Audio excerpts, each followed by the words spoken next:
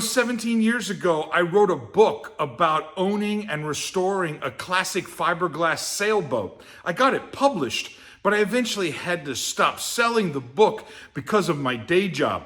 I promised myself when I retired that I was going to get that book back in print, and wouldn't you know it, it's ready to go. Now, I'm telling you, it's not Shakespeare, but it is a good recounting of what it's like to own a classic fiberglass sailboat and the effort and some of the projects that you might go through if you own one of these types of boats.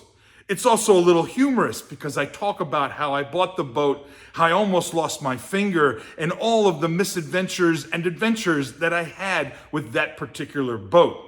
The book is 150 pages. It has over 135 black and white photos and technical illustrations. I guess you could say the book is free. Free? From now until Christmas Day.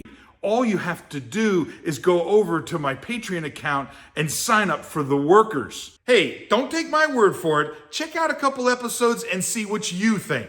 And if you like it, join me weekly. I'll send you an autographed copy. You'll support the channel. You'll even get a shop decal out of it.